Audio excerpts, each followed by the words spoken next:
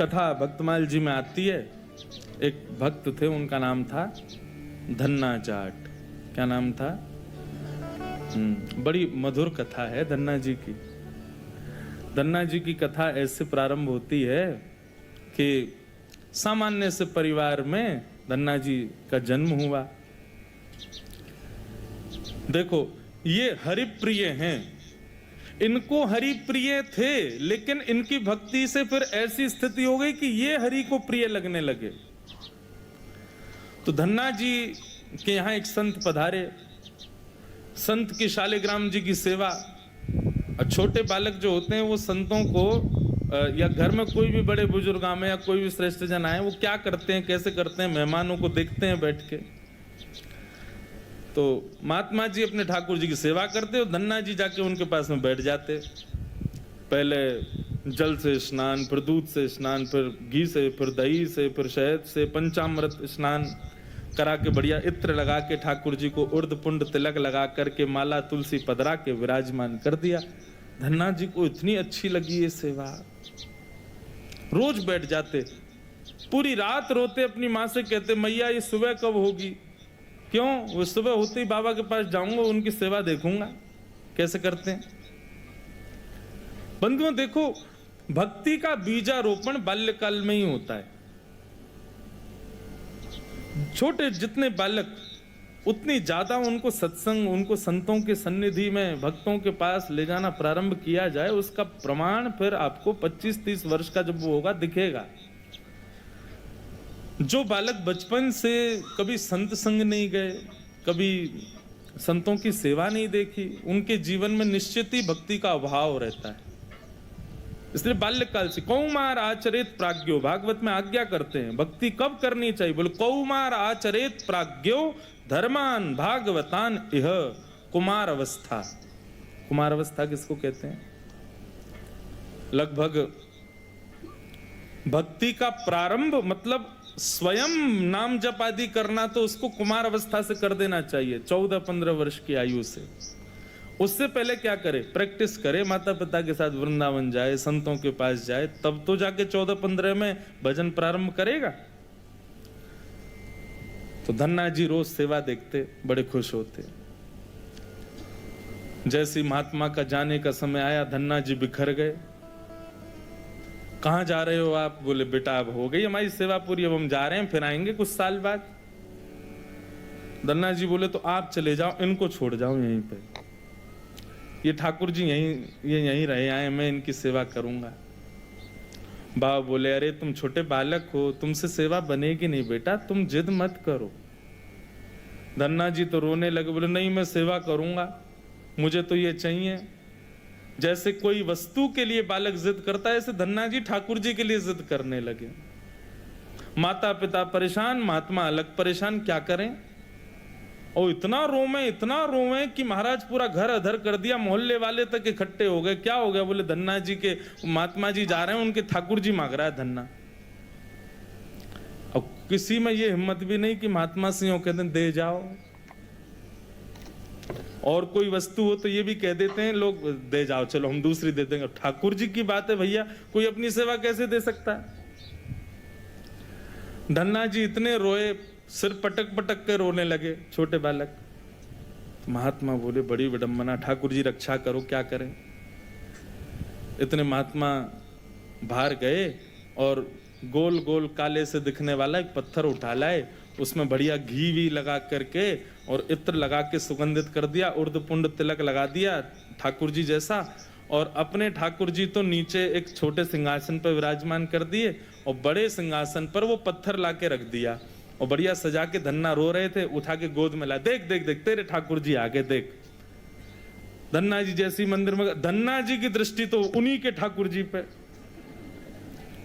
यही चाहिए। महात्मा बोले लाला देख,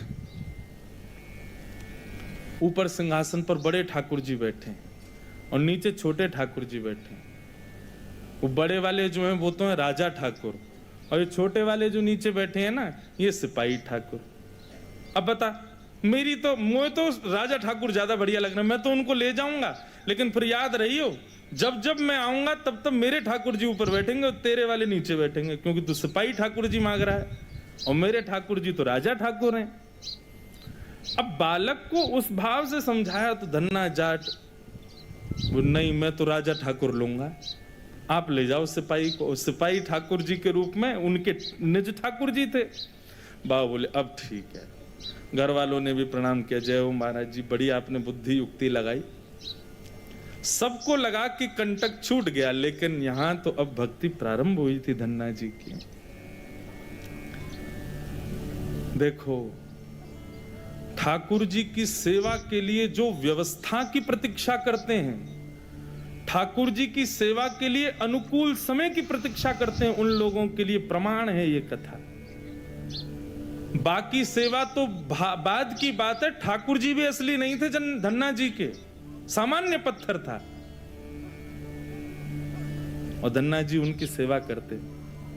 रात भर मैया से कहते मैया पूजा की सामग्री मंगाओ ना, मुझे ठाकुर जी की सेवा करनी है। मैया कहती सुबह मंगा दूंगी, सुबह पीछे पड़ जाते, शाम को मंगा दूंगी, शाम को पीछे पड़ जाते, सुबह मंगा दूंगी, रोज टाल देती।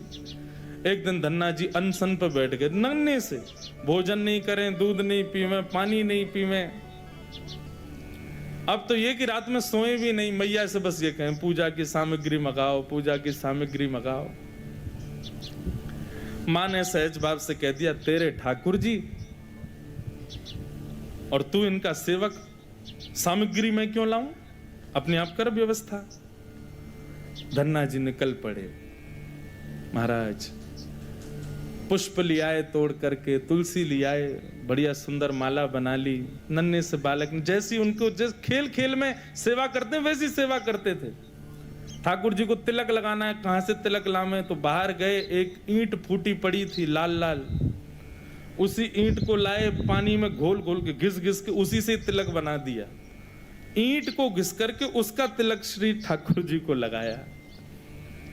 ऐसी सेवा करने लगे। अपने संगी रखें, अपने संगी सुलामें, संगी मतलब खेल खेल की सेवा थी केवल। घर वालों को लगता था कि भैया दुनिया के लोग खिलौने से खेलते हैं, हमारा धन्ना जो है ये पत्थर को ही भगवान समझ के खिलौना इनसे ही खेल रहा है, बड़ा होगा तो बुद्धि आ जाएगी। परंतु किसी को क्या पता था कि भैया ऐसा भक्ति का बीज पिरो दिया है धन्ना जी के हृदय में। धन्ना जी भोग लगाते और भोग लगाने के बाद में पर्दा लगा करके वहीं बैठ जाते और बैठ करके प्रतीक्षा करते कि ठाकुर जी पा रहे होंगे। फिर धीरे से पर्दा हटा के देखते, अच्छा अभी पाई नहीं, ठीक है, फिर बैठ जाते, फिर प्रतीक्षा करते कब पाएंगे। खूब देर हो गई, नहीं पाई तो ठाकुर जी से बोले आप रोज भोजन अधूरा छोड़ देते हो। मैं भोजन अधूरा छोड़ देता हूं, मेरी मैया मुझे बहुत मारती है, लेकिन महात्मा जी मुझे ये बता के नहीं गए कि वो मैं आपके संग कर सकता हूं कि नहीं। मेरी मैया तो मुझे बहुत मारती है, लेकिन पता नहीं मैं कर सकता हूं कि नहीं। धन्ना जी के उस प्रिय भाव, भक्ति भाव पर ठाकुर जी रीझने लगे।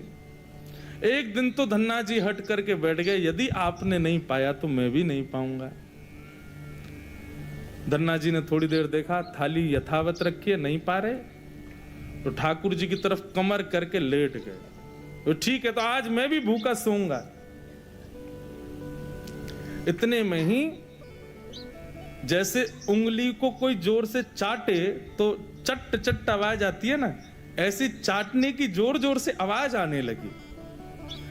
धन्ना जी बोले ये चप चप खा कौन रहा है, और ये ऐसे चटकारे ले ले करके कौन उंगली चाट रहा है। जैसे ही पर्दा हटा करके देखा तो नील माधव भगवान बैठ करके धन्ना जाट की उस थाली में से प्रसाद पा रहे थे। दर्शन किए जब श्याम सुंदर के, मोहित हो गए। ऐसा नील वरण ठाकुर जी का कटाक्ष नेत्र, बढ़िया सुंदर घुंघराले केशों की गूंद बना करके उसमें मोर पंख लगा रखा है। जैसे धन्ना जाट छोटे वैसे ठाकुर जी भी छोटे से, नन्हे से गोपाल जी आ गए।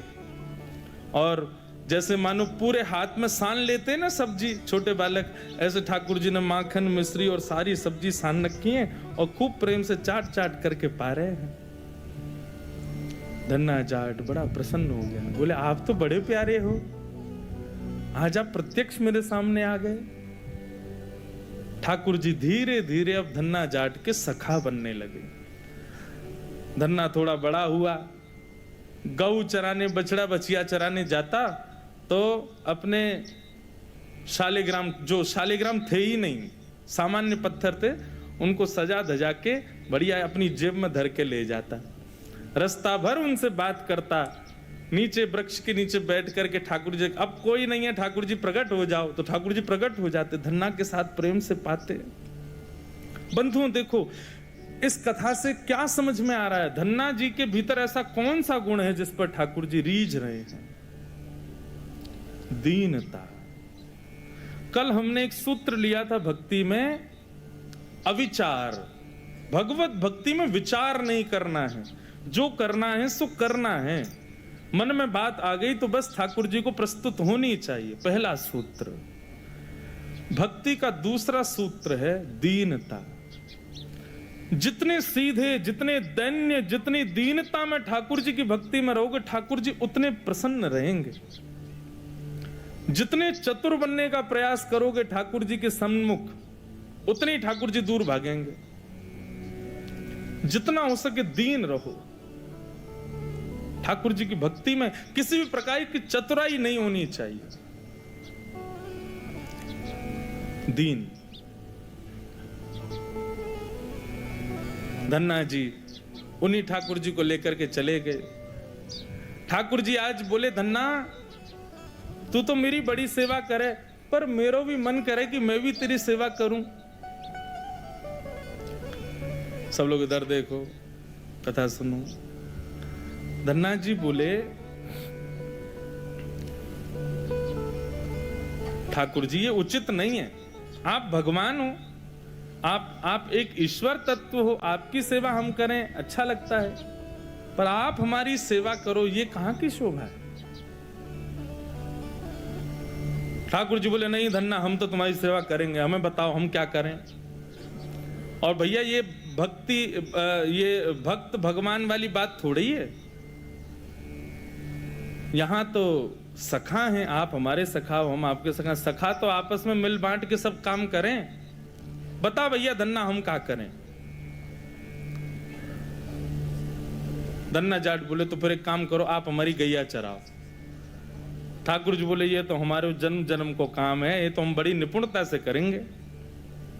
और बंधुओं यही होता, धन्ना जाट अपने घर से गैया लेके जाता और वन में जाकर के ठाकुर जी को जैसे ही बाहर पधराता, इतने में वृक्ष के पीछे से ठाकुर जी आ जाते और ठाकुर जी कहते, धन्ना अब तू जाके आराम कर, हम गैया चरा देंगे। और सारी गैया ठाकुर जी चराते। शाम का समय जब होता तब धन्ना जी जाते और जाके ठाकुर जी को दोबारा अपनी जेब में रख के गैया लेके आ जाते।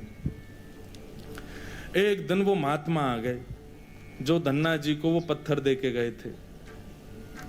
जैसे ही घर पे आए तो धन्ना जी लेटे थे।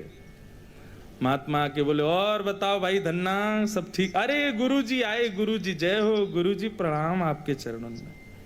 और बताओ वो कहाँ हैं तुम्हारे राजा भगवान? बोले, भगवान तो गैया चरावे गए हैं अभी, ये समय तो गैया चराने का है ना, गैया चरावे जामे वो रोज। महात्मा बोले, देखो कुछ भी बोलता है, ये अभी बालक ही है, छोटा ही है अभी। माता पिता ही बोले, कहाँ बताएं, ऐसी या की सोच है, गैया ने छोड़ आवे, पता ना कहाँ, शाम को ले आवे उन्हें। अरे गुरुजी ये लोग मानते नहीं है मेरी बात। गुरुजी बोले, तो फिर वो शिला कहाँ है जो हमने तुमको दी थी? बोले, उन्हीं की तो कह रहा हूं गुरुजी, वो गैया चराने गए हैं। गुरुजी बोले, ये तो कुछ भी कह रहा है। नहीं नहीं गुरुजी आप विराजो, मैं आपको एक एक बात बताऊं। और उसने सारी बातें बताई, ठाकुर जी कैसे चटकारे लेके भोजन करते हैं, क्या क्या उससे बातें करते हैं, कैसे उसके संग खेलते हैं, कैसे उसकी पिद्दी पे चढ़ जाते हैं, वो ठाकुर जी की पिद्दी पे चढ़ जाता है। ऐसा मधुर भाव वो प्रस्तुत करे और गुरुजी बैठ के सुनते जाएं। बोले कि इतनी बड़ी बड़ी बातें झूठ में तो नहीं बोल सकता। बोले, गुरुजी मुझे पता है, माता पिता की तरह आप भी मुझ पे भरोसा नहीं कर रहे हो, आपको नहीं विश्वास, चलो मैं दिखाऊं आपको। अभी मेरे ठाकुर जी गैया चरा रहे हैं। गुरुजी को लेकर के वन में गया तो वन में गैयाएं चर रही थी। बोले कहाँ है तेरे ठाकुर जी? अरे देखो वो दोहरी गैया के पीछे पीछे हाँक रहे हैं वाकू, पीछे पीछे चल रहे हैं वाक्य, देखो ठाकुर जी दिख तो रहे हैं। गुरुजी बोले हमको नहीं दिख रहे। धन्ना जी दौड़ के ठाकुर जी के पास गए, बोले मेरे गुरुजी आए हैं, उनको दिख जाओ। भगवान बोले उनको नहीं दिखेंगे हम बस तुमको ही दिखेंगे, तुम्हारे सखा हैं, तुमको दिखेंगे, सबको थोड़ी दिखेंगे। अरे भैया ऐसा मत करो। क्यों? बोले आपको और मोको एक दूसरे से मिलवावे वाले तो गुरुजी हैं। गुरुजी यदि मुझको नहीं देके जाते आपको तो आप मुझे कैसे मिलते? मेरे गुरुदेव हैं, इन्होंने ही तो मुझको दिया था आपको। ठाकुर जी रीझ गए, पुनः पुनः धन्ना को हृदय से लगाए, इसकी भक्ति ऐसा भाव। इतने में ही नील माधव नीलमणि ठाकुर जी प्रकट हो गए, और जैसे ही प्रकट हुए दूर खड़े गुरुदेव के एक एक रोम बिलखने लगा, रोने लगे, और धन्ना के चरणों में प्रणाम किया। बोले हम सच्चे शालिग्राम से प्रकट नहीं कर पाए, तूने सामान्य पत्थर से प्रकट कर दिया ठाकुर जी को। हम अष्टयाम सेवा से प्रकट नहीं कर पाए और तूने सामान्य पत्थर घिस घिस के तिलक लगा के प्रकट कर दिया ठाकुर जी को। हम 56 भोग पधरा करके ठाकुर जी को प्रकट नहीं कर पाए, तू बेसर की रोटी खवा के ठाकुर जी को चटकारे दिलवाता है। हम यहां ठाकुर जी से प्रार्थना करते हैं, कभी त्रिभंग लली से सीधे लली भी बन जाओ, नेक पूरे दिन यूं ही खड़े रहो, दर्द है जाता होगा, हाथ में नेक हाथ सीधे कर लो। तू ठाकुर जी से गैया चरवा रहा है अपनी। धन्य है धन्ना तेरी भक्ति को। बंधुओं, ठाकुर जी को ऐसे प्रिय भाव अच्छे लगते हैं। आप नियम कितने करते हो, आप साधना कितनी करते हो, आप जप कितने करते हो, आप व्रत कितने करते हो, ये विशेष बात नहीं है, पर 10 मिनट भी ठाकुर जी के सन्मुख बैठते हो, किस भाव से बैठते हो, वो भाव प्रिय है। ठाकुर जी भाव का सेवन करते हैं। इतनी कथाएं सुनने के बाद भी, वृंदावन जाने के बाद भी, ऐसे संकीर्तन करने के बाद भी, तिलक लगाने के बाद भी यदि भाव प्रकट नहीं हुए तो कैसी भक्ति हमारी?